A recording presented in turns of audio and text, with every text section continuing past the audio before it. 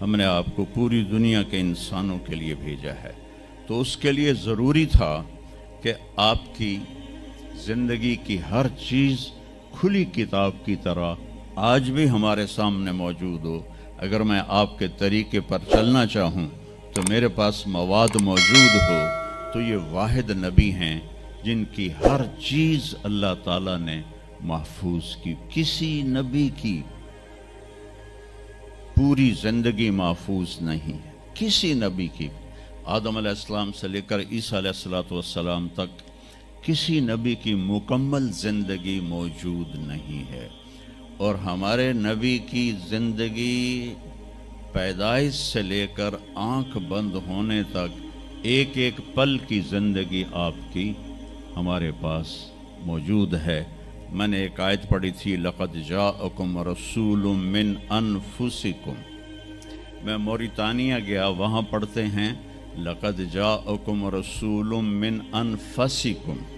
موریتانیہ ویسے تو افریقہ میں ہے لیکن عرب ملک ہے، وہاں سارے یمنی عرب رہتے ہیں سارے، اور پورے موریتانیہ میں آپ حیران ہوں گے ایک بھی بے نمازی نہیں، پورے موریتانیہ میں ایک لڑکا لڑکی مرد عورت بے نمازی نہیں۔ اور صومالیہ میں گیا، ایک بچہ بچی مرد عورت بے نمازی نہیں۔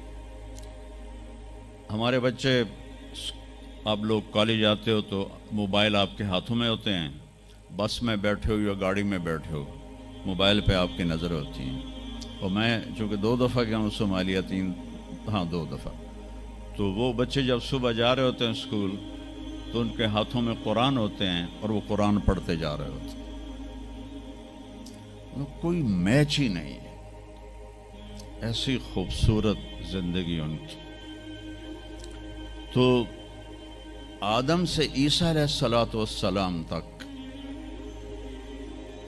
کسی نبی کی مکمل 25 نبیوں کے نام قرآن میں ہیں، 25 آئے تو 1,24,000 ہے۔ 1,24,000 میں 5 نبی سب سے بڑے ہیں، نوح علیہ السلام، ابراہیم علیہ السلام، موسیٰ علیہ السلام، عیسیٰ علیہ السلام اور محمد علیہ السلام۔ یہ 5 نبی اولو العزم کہلاتے ہیں، یہ سب سے بڑے رسول ہیں، سب سے بڑے رسول ہیں۔ لیکن زندگی صرف ہمارے نبی کی، من انفسکم میں اشارہ ہے آپ کی خاندانی وجاہت کی طرف، کہ آپ بنو ہاشم سے ہیں جو سب سے عالی خاندان ہے، اور آپ کا نسب آدم علیہ السلام تک محفوظ ہے، بے داغ نسب ہے۔ آپ نے فرمایا میں اپنے باپ، جتنے بھی میرے پیچھے باپ ہیں، کسی میرے باپ سے زنا ثابت نہیں ہے، میرے کسی باپ نے زنا نہیں کیا ہے۔ یہ نسل کی حفاظت کا نظام چلایا کہ میں روضہ مبارک پر جا کر میں نے کہا یا رسول اللہ، ہمارے میراثی آتے ہیں، ہم بھی جھوٹے ہیں اور ہماری تعریف بھی جھوٹی ہوتی ہے، اور ہم خوش ہو کے ان کو دیتے ہیں۔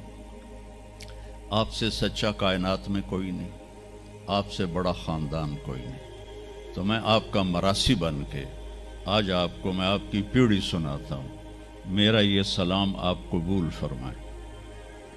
میں نے کہا الصلاۃ والسلام علیک یا رسول اللہ بن عبداللہ بن عبد المطلب بن ہاشم بن عبد مناف بن قصی بن کلاب بن مرہ بن کعب بن لوی بن غالب بن فہر بن مالک بن نضر بن کنانہ بن خزیمہ بن مدرکہ بن الیاس بن مضر بن نزار بن معد بن عدنان بن اود بن حمیسہ بن سلامان بن عوس بن بوز بن قموال بن ابی بن عوام بن ناشد بن حزا بن بلداس بن یدلاف بن طابخ بن جاحم بن ناحش بن ماخی بن عیفی بن عبقر بن عبید بن الدعاء بن حمدان بن سنبر بن یثربی بن یحزن بن یلحن بن ارعوا بن عیدی بن زیشان بن عیسر بن اقناد بن ایہام بن مقصر بن ناحث بن زار بن سمی بن مزی بن عوض بن عرام بن قیدار بن اسماعیل بن ابراہیم بن آذر بن ناحور بن سروج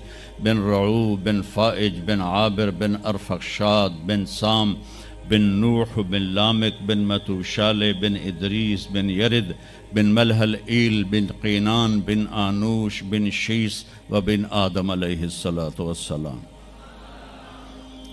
اگر سرداریاں قائم دیر آباد من انفسکم لقد جاءکم رسول من انفسکم. یہ واقعہ ہے صبح 10-11 بجے کا. تو آف سیزن تھا، اتنا رش نہیں تھا.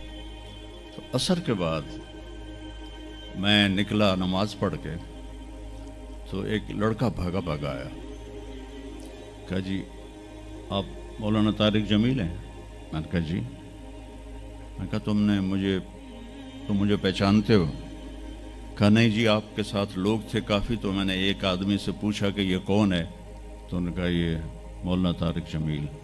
کہا جی میں ابھی عصر کی نماز میں پہلے آ گیا تھا. یہ عصر کے بعد مجھے وہ بات بتا رہا ہے.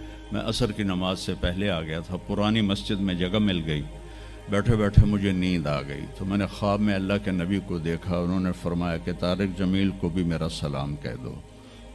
تو وہ جو میرا پیڑھی پڑھ کے سلام عرض کرنا تھا وہ بارگاہ رسالت میں قبول ہوا. لقد جاءکم رسول من انفسکم. کہاں سے لاؤ گے ایسا رسول کہ جس کی زندگی کی ہر چیز محفوظ ہو؟